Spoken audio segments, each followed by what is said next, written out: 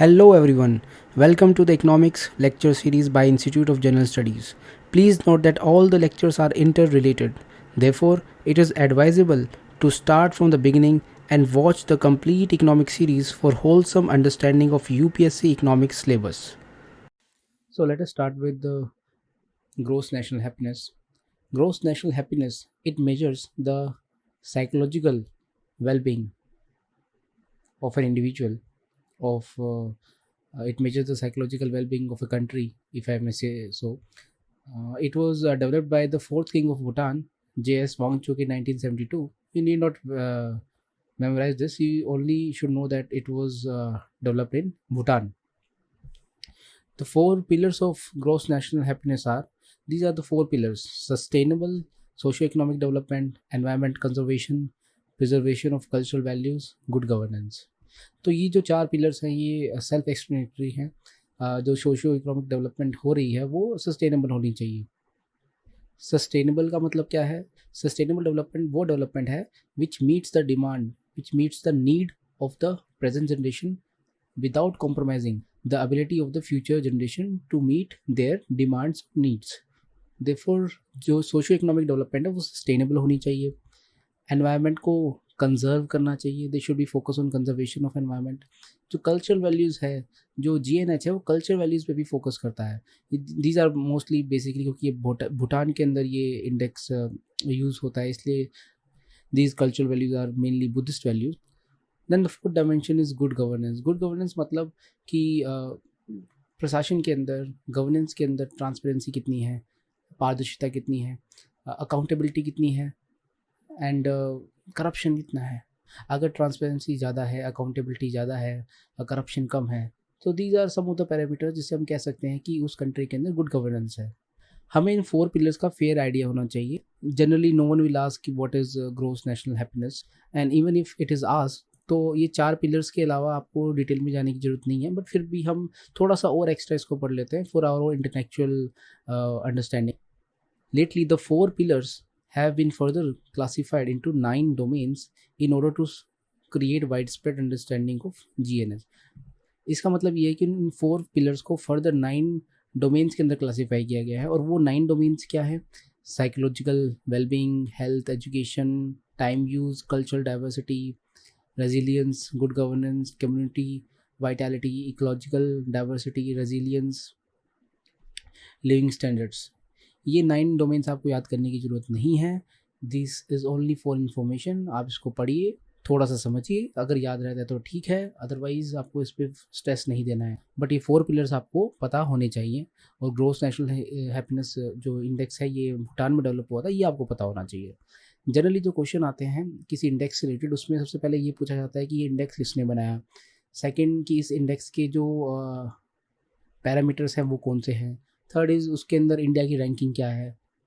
और कई बार ये भी पूछ लिया जाता है कि वो जो, क्योंकि ये जनरली रिपोर्ट्स आती है, जैसे UNDP की रिपोर्ट्स आती हैं, वर्ल्ड इकोनॉमिक फोरम भी जो इंडेक्स रिलीज़ करता है उसकी भी रिपोर्ट आती है, तो इस रिपोर्ट की कुछ ना कुछ हेडलाइन होती है. तो उस हेडलाइन का हमें थोड़ा आइडिया होना चाहिए कि इस साल 2021 के अंदर, 2022 के अंदर जो रिपोर्ट आई है उसकी हेडलाइन क्या है. तो ये 4 चीज़ें आपको बेसिकली ध्यान में रखनी है. प्रीलिम्स में ऐसे ही क्वेश्चन आ सकते हैं. So now let us move on to World Happiness Report. World Happiness Report. It is developed by United Nations Sustainable Development Solution Network, UNSDSN. What is this UNSDSN? ये हम अभी एंड में देखेंगे. So this World Happiness Report is based on 6 components. और वो 6 components क्या हैं? First is the per capita GDP. Second thing is the life expectancy. Third thing is the social support. Social support से मतलब ये है कि एक इंडिविजुअल कितना सोशल सपोर्ट परसीव करता है. And this social support comes from friends, family members, relatives.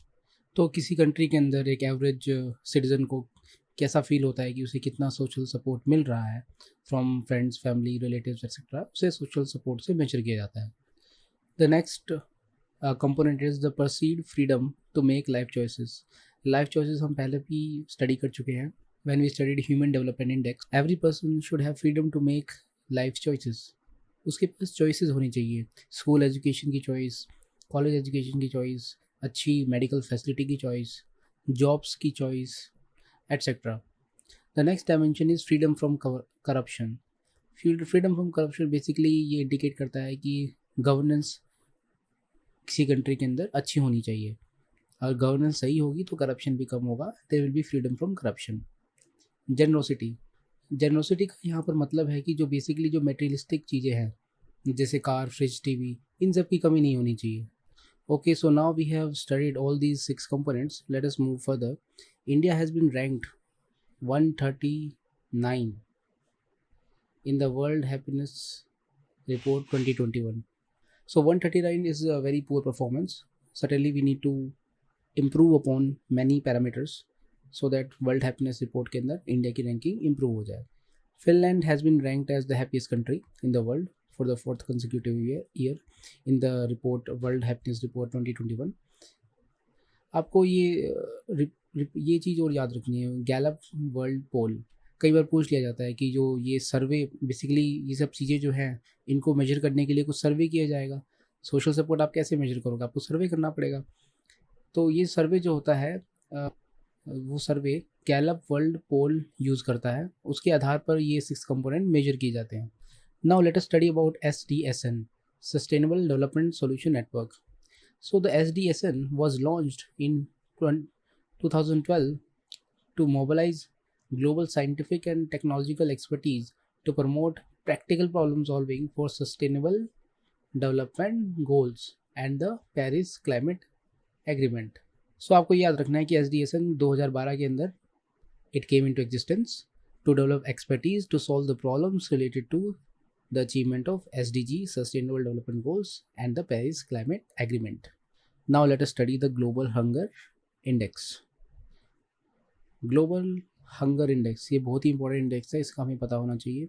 It is published by Concern Worldwide of Ireland. Concern Worldwide basically एक इंटरनेशनल NGO है एंड वेल्थ हंगर हेल्थ ये एक German non profit organisation है। तो basically दोनों की दोनों NGO है, ये पब्लिश करती हैं global Hunger index.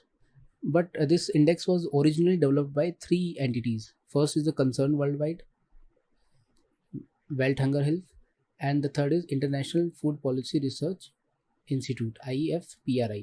Develop in तीनों ने किया था, लेकिन कुछ टाइम बाद IFPRI डिसकंटिन्यूड इट एंड उसके बाद ये 2 NGO they continued publishing Global Hunger Index. So what are the components of Global Hunger Index? Basically इसके 4 कंपोनेंट्स हैं, undernourishment, child stunting, child wasting and child mortality.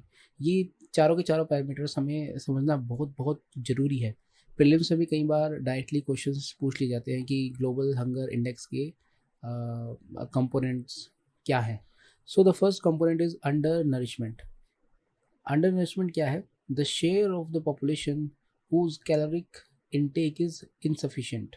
तो basically ये caloric intake की बात करता है, टोटल पॉपुलेशन के कितने परसेंटेज लोगों को इनसफिशिएंट कैलोरी मिल रही हैं। इंडिया के अंदर ये है 14% of the India's total population is under nourished. India में 14% लोग ऐसे हैं जिनको प्रॉपर सफिशिएंट कैलोरी इनटेक नहीं मिल रहा है, जिसके कारण they are undernourished. The next component is child stunting. Child stunting is the share of the children under the age of 5 who have low weight for their age, low height for their age, they have low height for their age। मान लीजिए कोई बच्चा 4 साल का है और 4 साल के हिसाब से उसकी हाइट इतने सेंटीमीटर होनी चाहिए ऑन एन एवरेज, बट उसकी हाइट जो है उससे कम है, इसका मतलब that child is stunted. India में चाइल्ड स्टंटिंग जो है अलार्मिंग रेट पर है। It is 34.7% of children are reported to be stunted and it was 54% in 2000। Although हमने कुछ डेवलपमेंट की है इस फ्रंट पे, but 34.7 is still very high. लगभग इंडिया के 1/3 बच्चे under 5 years of age are stunted. It's a shameful figure. The third is the child wasting. It is the share of children under age of 5 who have low weight for their height. मान लीजिए कोई 3 साल का बच्चा है, उसकी x centimetre उसकी height है और उस हाइट के हिसाब से उसका जो वेट है वो y kg होना चाहिए, बट वो y kg से कम है। That means that child is wasted. India में 17.3% of the children are reported to be wasted. ये फिगर भी again very high. So India need to work on these 3 fronts: undernourishment, child stunting and child wasting. The fourth component is child mortality. It is the mortality rate of children under the age of 5। अगर कोई बच्चा पैदा होता है और 5 साल की as achieve करने से पहले ही उसकी डेथ हो जाती है, then that will be reflected as child mortality. It is a reflection of the fatal mix of the inadequate nutrition and unhealthy environment. Basically किसी child को अगर आप unhealthy environment दोगे, inadequate nutrition दोगे, तो उसकी mortality बढ़ जाएगी, चाइल्ड मोर्टेलिटी के चांसेस बढ़ जाएंगे। अनहेल्दी एनवायरनमेंट मतलब क्लीन स्पेस नहीं है रहने को, प्रॉपर शेल्टर नहीं है, प्रॉपर मेडिकल फैसिलिटीज़ नहीं मिल रही हैं, so these all are unhealthy environments. India के अंदर चाइल्ड मोर्टेलिटी जो है 3.7% है। एज पर the Global Hunger Index, India has a serious hunger level. हमारा जो हंगर लेवल है वो सीरियस है, and India is ranked, this is not wrecked, it is ranked 94 out of 107 countries. So very poor performance when it comes to global hunger index.